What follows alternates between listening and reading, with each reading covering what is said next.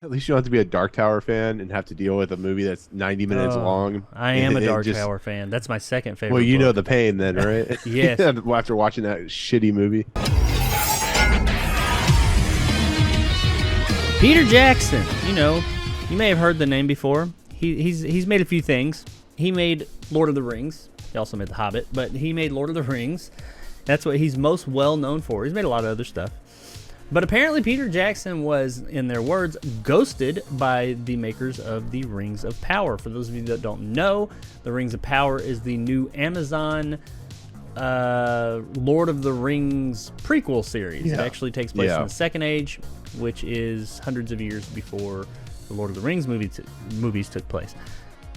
But it's the Lord of the Rings TV show, and they're making it. And he's saying that they ghosted him, that they talked to him and then wouldn't talk to him anymore. And also, as a side note, he wanted to get hypnotized, which we'll get there. So, in an interview, he said, they asked me if I wanted to be involved.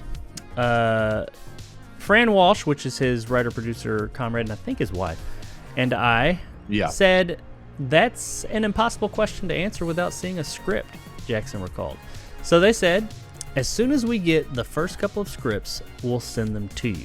And the scripts never showed up. That's the last thing I heard, which is fine. No complaints at all. He also, in another interview, spoke about it and said, about 4 or 5 years ago, they asked if I would be interested in it. The director says, so I said, have you got scripts yet? Because I know how hard the scripts were to write for the films. And I didn't know the people writing the scripts. They said, oh no, we haven't got scripts yet, but as soon as we do, we'll send you the scripts. So I was waiting for the scripts to arrive, and they never did. And apparently, there was another thing. I don't have any of the reporting on it, but apparently he did at some point. I don't know how true this is. Some were saying that he did try to contact them and kind of ask, like, what's going on with it? And they just... nothing, blackout. And that's I guess that's they can do that. They own the rights. Now, a little tidbit of information before I get into their response to this. Christopher Tolkien, he is the son of J.R.R. Tolkien, the son of the famed author, apparently hated Peter Jackson's movies. He had some words about him. He didn't care for him. Now, Christopher Tolkien was the head of the estate, of the Tolkien estate, up until 2020 when he died. So he passed away 2 years and change from now. Amazon reportedly said, in pursuing the rights for our show, we were obligated to keep the series distinct and separate from the films. We have the utmost respect for Peter Jackson and the Lord of the Rings films and are thrilled that he is looking forward to watching the Rings of Power. All right. Thing to say. Yeah. He doesn't seem to be upset about it. He's just kind of like, of course he talked about it, so it seems like he's kind of like, why the hell you contact me and then you ghost me? Why the hell would you do that? But I get, and people were saying, Christopher Tolkien, when they started the production on this show, he could say, like, if he didn't want Jackson included as part of the production, then, they had to oblige that. I get it. But he died in 2020. After that, I guess they could say, hey, he didn't want him, so we didn't want to go there. Maybe that's what it was. I don't know. It just seems a little fishy. Because also I got to look at where the things we've been hearing about this show and the directions they're going and some of the changes they're making and some of the things they're doing don't sound like they line up with Peter Jackson's. They don't sound like they line up with J.R.R. Tolkien's view of that world, much less Peter Jackson's. And Peter Jackson has said a few things concerning those shows. What we have seen, he said, that seems a little bit off. So I do wonder if, they just, they're taking it in a different direction. It seems to a degree. I don't know. We haven't seen this yet. I just found this odd when you've got the guy. The reason you're making a fucking show right now is because he made those movies. There's nothing, there's no ifs, ands, or buts about it. Yes, Lord of the Rings was a thing before Peter Jackson, but it had kind of slowly fallen out of the public eye. He brought that shit back to life. Look at the show. it's clearly taking on his template. Like it's mirroring the way he made those movies. His tone. So I don't understand why they would even offer it to him and then just not call back, or at least as a consultant or something. I mean, it'd be great if they were able to say Peter Jackson, approves or whatever, or have him involved even in the slightest way, just so you could throw his name out there. But no, they just said, fuck it, we're not doing that. What do you think's going on here? I mean, I got all kinds of questions about it, but what do you think is going on here? Am I crazy? No, I think Peter Jackson is integral to Lord of the Rings. I think Christopher Tolkien. I'm more curious of what J.R.R. Tolkien would have said, because one of the biggest fans of the Lord of the Rings was, of course, Christopher Lee, and he had no problems being in the movie. And I feel like this is a problem where the studio got the rights to Lord of the Rings, and they decided to do a prequel series.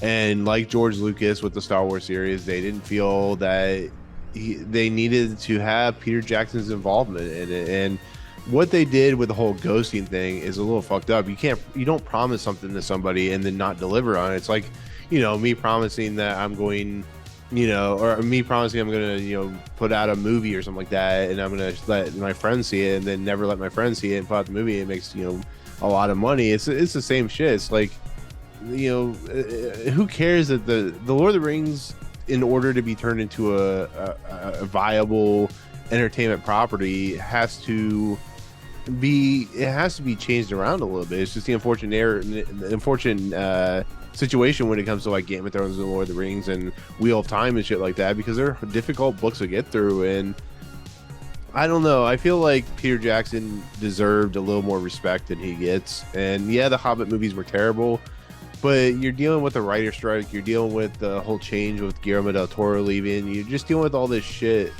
And not all of it's Peter Jackson's fault. Most of it can be, but it's just like, I don't know. I feel like they're just kind of being idiots. You're spending $600 million on a property that is worrisome, I guess. Even though those Hobbit movies are very divisive, and most people, I think, agree that they're not up to the quality of the Lord of the Rings, regardless of what you think about them. I'm a huge Tolkien fan, so yeah, I think they're okay. They're not. They do not stand up to the Lord of the Rings. Like they're in a different. It's in a different league than them. But I mean, can I ask you this? What? Can I ask you this question? You watched Lord of the Rings as being a huge super fan of Lord of the Rings, and you talked about how it's like your favorite movie series of all time. Somebody who loves like the books, like the Silmarillion, and I think that's how you say it, and like Lord of the Rings and the Hobbit. I know Christopher Tolkien's the son of J.R.R. Tolkien. He's just trying to be protective, but somebody who's a super fan like you or Christopher Lee, do you find it problematic that they did as much as they did with the movie series? Is there problems that you have like with changes they made, or do you feel like he did it for the right reasons? I mean, that's what is a problem here as well. Like with the series, the TV series, Peter Jackson's just, he's being unfairly treated, but he also says, I'm a little worried about what they're doing with this new property. Like, how do you view it as a super fan, somebody who loves these books? I mean, I read the books first, of course. Well, not of course, but I did. I read them when I was a kid. I've read them a few times. And the movies I've seen so many times I could probably, say the lines as they're reading them off. I think they did a great job with the books. I mean, with the movies, because while they're not, yes, there's differences there. There's a few things missing, and there's a couple of things added. It's nothing. It all makes sense. It's a different medium. You have a book, and then you have a film. It is one of the most, in my opinion, one of the best adaptations, because there's that word, adaptation. It is one of the best adaptations of a literal work I've ever seen, because it took this huge, vast world and put it in a way that we could understand it. Not we, but like even people that haven't read the books, and it gets it gets the vast majority of that world in there. Yes, there are some things that are different, I know. So if you're a huge Lord of the Rings fan, such as myself, don't come in here talking like they didn't do Tom Bombadil. I get that, and yeah, there are things that are different. But as a whole, I think they did a fantastic job with it. And those movies are my favorite. That is my favorite film ever because it was perfect, pretty damn near perfect in just about every way. And yes, I do think it adapted that story perfect. I get why Christopher Lee loved it so much. Christopher Tolkien, I don't know why he didn't like it. I mean, he's not his father.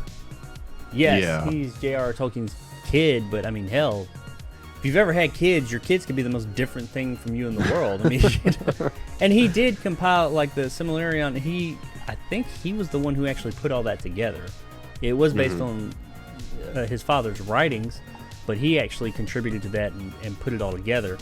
So I mean, he has stake in the game, especially with this show, because this show is very much based on that, not the Lord of the Rings itself. But from what I understand, but I don't know. I can't say why the guy didn't like it. I haven't read enough into it as to what he didn't like about it. But me, myself, personally, as a fan who have been a fan for decades at this point of the book series, I thought the films did a fantastic job of adapting it all and just putting it on screen for us in a way that we could, even those that aren't fans of the book, could understand it and enjoy it. So, at least you don't have to. At least you don't have to be a Dark Tower fan and have to deal with a movie that's 90 minutes long. I am a Dark Tower fan. That's my second favorite. Well, you book. know the pain then, right? Yes. After watching that shitty movie. Well, the Dark Tower that's a different series, subject, but which is Stephen King's Lord of the Rings. He said that before. Oh man, that's just so sad. But anyway, we're not gonna get. I'll go on a tangent about that shit. But yeah, he's Peter Jackson, been ghosted. He's not part of this show whatsoever at all. Was asked, but then said, no, you shall not pass. And he's not getting to put his stamp on it or even see it. Now, on that note, real quick, this was actually a separate story, but I read it at the same time, and I just wanted to kind of throw it in here. On viewing the Lord of the Rings movies, and he has said that, I'm going to watch the show. I'm looking forward to it. Of course he is. He's the creator of the movies. Of course he's going to watch the show. He said he had a comment on another, I think it was maybe one of the same interviews that some of this came out, in talking about his films, Lord of the Rings. He said, I actually did seriously consider going to some hypnotherapy guy to hypnotize me to make me forget about the films and the work I had done over the last 6 or 7 years so I could sit and enjoy them like everyone else. I didn't follow through with it, but I did talk to British mentalist Darren Brown about that, and he thought he could do it. That's pretty cool. I mean, I've wondered that quite a bit about directors and people that are deeply involved in these movies that they really George Lucas want to make, and then they're like, I don't get to experience this like everybody else because I know it's going to happen. I already know what's going on. So, hey, there it is. I mean, even Peter Jackson, he feels like he got the short end of the stick because it's kind of like he took one for the team. Hey, Lord of the Rings fans, I'll do this. I'll take that. I don't get to watch it with you, but I'll make these movies so the world can have them. I think it's pretty cool. I mean, it's cool and all that he wants to do that, but he's got to also understand and realize that if it weren't for him, he wouldn't have made these movies. I understand, for instance, wanting to go back and watch, for instance, me wanting to go back and watch Lost all over again, like re-experience it. But it's like a double-edged sword. It's like, you wanted to go back and, see it for the first time, but he has to realize that he put all this on his shoulders, and he created, or not created, but he actually developed it into a movie series. And it's like George Lucas trying to reconfigure his whole Star Wars series. It's like, I think at some point you just have to come to the conclusion that it's just the way things are. Steven Spielberg probably wishes he could go and watch Jaws and not have to deal with the nonsense that he had to deal with Jaws or Raiders or anything like that. But it's like, I'm like, Peter, you created like the greatest thing ever known to man when it comes to a trilogy and a series, and you should be happy about that. But apparently, as a creator, you're just never happy and just never want to be satisfied. And I don't know. Calm down, Peter. Calm down, Peter. But no, I maybe if he had done that though, he wouldn't have had those experiences in his head, and then when he went on to make The Hobbit, it would have been better. I don't know.